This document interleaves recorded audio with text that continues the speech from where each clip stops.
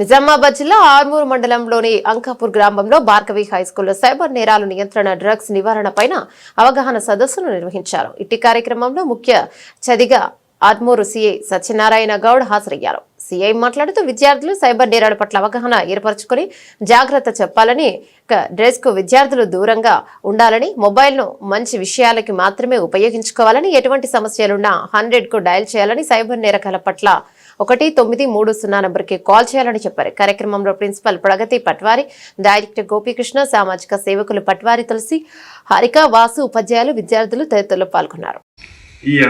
దీన్ని మాత్రం school education ఈ టైంలో ఉందని యూటిలైజ్ చేసుకోండి. ఇది ఇప్పుడు తెలియదు. ఈ స్కూల్ విలువ ఏంటంటే మీరు పాస్ అవుట్ అయిన ఈ స్కూల్ నుంచి వెళ్ళిపోయాక తెలుస్తుంది. అప్పుడు మీరు ఈవెన్ గ్రూప్ 1 కానీ గ్రూప్ 2 కానీ ప్రిపేర్ అయ్యేటప్పుడు ప్రతిదీ బేసిక్ నుంచే చదువుతారు. మీరు స్కూల్లో చదివితే ఇప్పుడు నేర్చుకుంటున్నాం ఇంద్రబాయ్ అనిపిస్తుంది. తప్పదు. మీరు ఇప్పుడు నేర్చుకోకపోయినా మళ్ళీ కాంపిటీషన్లో ప్రతి ఒక్కరు ప్లస్ 5th స్టాండర్డ్ నుంచి మళ్ళీ బేసిక్స్ నేర్చుకోవాల్సిందే. అదేదో ఇప్పుడే మంచి ఫౌండేషన్ కరెక్ట్గా చేసుకొని ప్రతిదీ బేసిక్స్ నేర్చుకుంటే కాంపిటీషన్ అనేది చాలా ప్రతి ఒక్కరికి ఈజీ అవుతుంది. ఒకటి కరెంట్ అఫైర్స్ ఒకటి నేర్చుకోండి, ఒకటి రెగ్యులర్గా న్యూస్ పేపర్ చదవడం అలవాటు చేసుకోండి.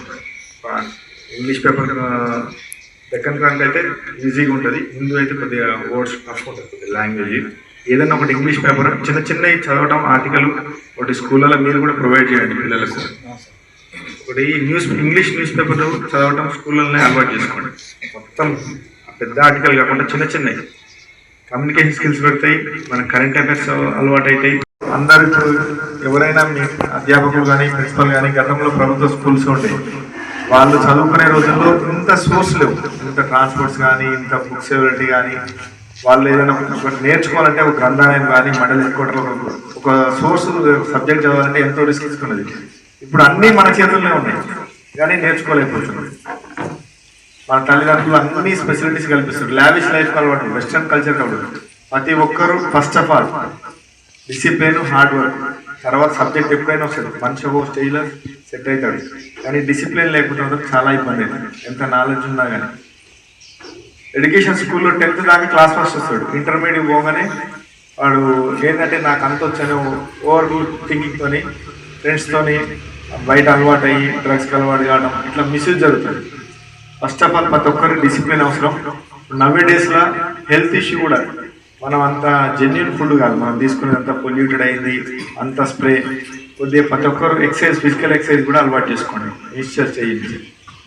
ఫస్ట్ ఆఫ్ ఆల్ ఈ మొబైల్ ఫోన్లో మీరు సోషల్ మీడియాలో వచ్చే అన్నీ నమ్మకండి. మీ ఫ్రెండ్స్ కానీ ఫేస్బుక్లో కానీ మీరు అనవసరంగా వాడు పెట్టే, చాలామంది చిన్నపిల్లలకు కూడా కొంతమంది బ్లైండ్గా నమ్ముతారు. 10th క్లాస్ వాళ్ళు కూడా వాడేదో మీకు మెసేజ్ పెట్టేసి ఇన్స్టాగ్రామ్ ఫ్రెండ్స్ కానీ, కొంతమంది 10th తర్వాత కూడా ఎల్ఓటింగ్ జరుగుతున్నాయి.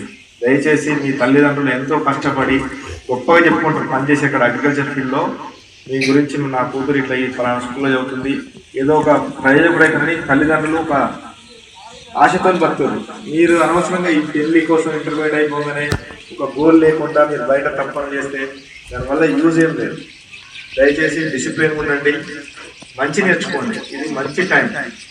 మనం ఫౌండేషన్ కరెక్ట్గా ఉంటే కాంపిటీషన్ ఫీల్డ్ కానీ మార్కెటింగ్ ఫీల్డ్ కానీ ఏదైనా మీరు ఎక్కడైనా గెటాన్ కాదు. ఈ టైంలో